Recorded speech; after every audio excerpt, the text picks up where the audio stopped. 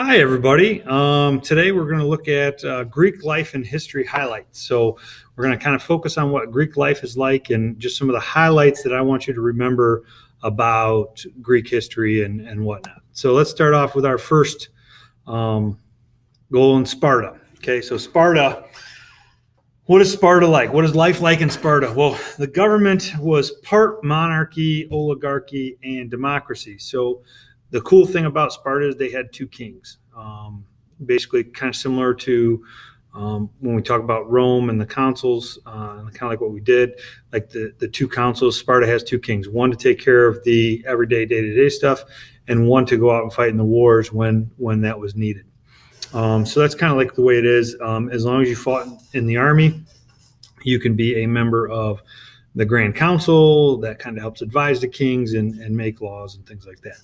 One of the things that I think we mentioned one time in one of the classes is the helots. Okay, helots are the term slaves in Sparta, and one of the things that Sparta obviously focuses on, since they're very militaristic, very key when it comes to having a strong army, is discipline, that you know your duty, and their military skills. So things that they valued obviously are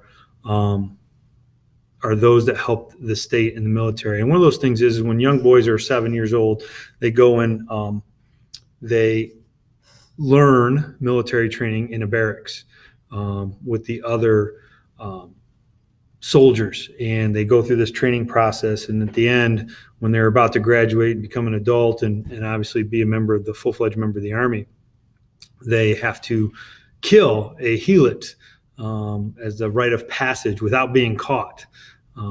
And so that's one of those things that we want to make sure we mention there. And so it's a very hard-nosed society. Women, in the same regard, they're allowed to own property, and they can take care of a husband's property when they were gone. So they have some rights, and women's were tough too in getting strong. So then we look at Athens.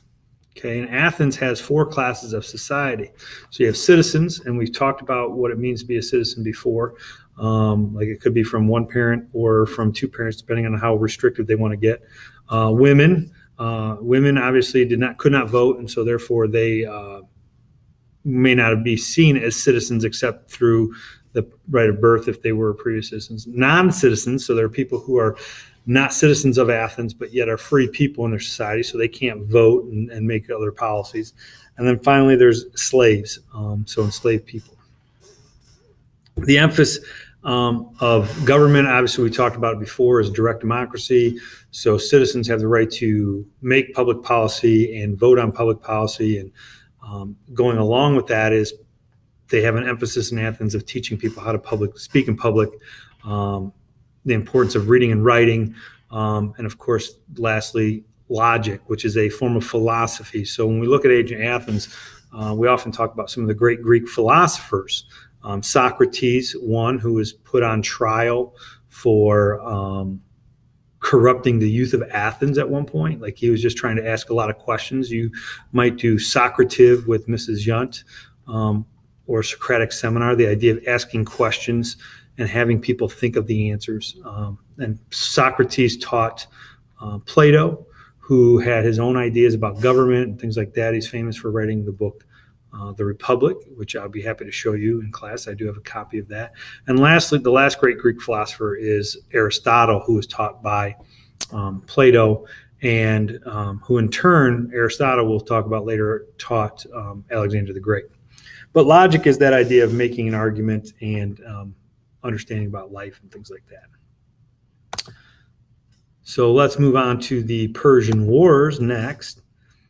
And whoa, there it goes. All right, excellent. So we have 2 Persian Wars. These are the wars between Greece and Persia. So right here I have a map of the Persian Empire. You can see it goes all the way over here to the Indus River Valley, covers part of Egypt. They conquered Egypt, and the part of Anatolia, present-day Turkey, this area here. And as you can see, here's Athens right there, very small.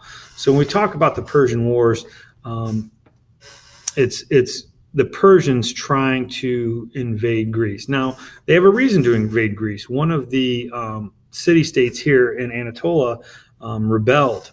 My mind is drawing a blank, trying to remember what the name of that city-state was that helped rebel, but the Persians put it down, but the Athenians helped send troops and ships and supplies to them to help them. So the Persians were kind of trying to get revenge on Athens, and the story goes that they sent an army over there. Now, Persia had the largest army in the world at that time, and they land off the coast of Greece, about 26 miles from the first attack. They arrive about 26 miles from Athens, and at the plains of Marathon. And what the story goes is the Greeks, in a great bit of strategy, actually draw them in. They're fewer in number, like they are outnumbered like 6-1 by the Persians.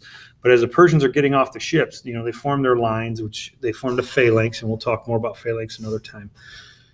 And the Greeks kind of let them come in, like the Persians were pushing them back, and they drew them into a small, narrow pass where the great numbers of the Persians could only be, they got funneled down into 1-on-1. And so then the Greeks were able to defeat them at that. And then the Persians are turned away, they're chased down, they're kill them before they get back onto their boats.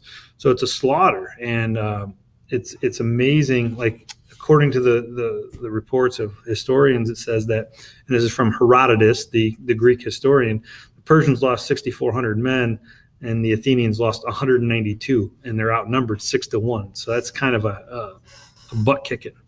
But news of the victory had to get sent to Athens. So the way the legend goes is they sent a messenger to run from the plains of Marathon to Athens.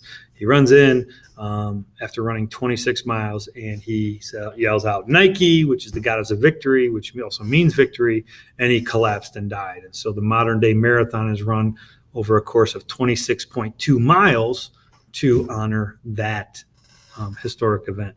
The Second Persian War also has a famous story to go along with it. So this is 10 years later. It's around 480 BC when this takes place. The Persian king died, and Xerxes, his son, takes over, and we have the Battle of Thermopylae. This has been characterized in movies and comic books and all kinds of stuff. In fact, you may have seen the Battle of 300 or 300, the movie starring Gerard Butler that was out about 10 years ago or something.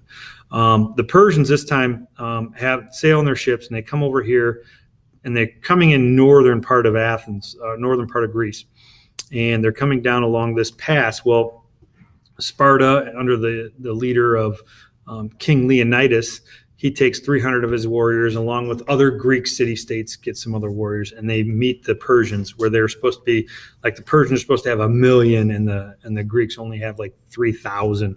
Although in the Herodotus, he emphasizes the 300 Spartans because of their heroic sacrifice. But they funnel them down into a narrow pass, and they delay the Persians for 3 whole days during this. And so in the end, what they're able to do is let most of the Greeks retreat, and the 300 Spartans, and there's 1,000, I think, Thebans that stay behind, and they wind up getting surrounded by the Persians and then slaughtered on the 3rd day. But there's some really cool lines from there, and it's kind of one of those battles that goes down in history, kind of like the Alamo and anytime you're outnumbered. So now we want to move into Greece unity or Greek unity. So after the Persian Wars, many of the Persian city-states decide to unite so that an invasion of Greece doesn't happen again. And so a lot of the city-states, led by Athens and Sparta, decide to unite, and they keep their treasury on the city-state of Delios, and they form what we call the Delian League. And so all the city-states are supposed to contribute to this treasury and help pay for defense and soldiers when the time of war was in need. Well, also at that time, we talked about Pericles before. Pericles, and this is around, somewhere around 412 BC. Pericles come to power, and we talked about how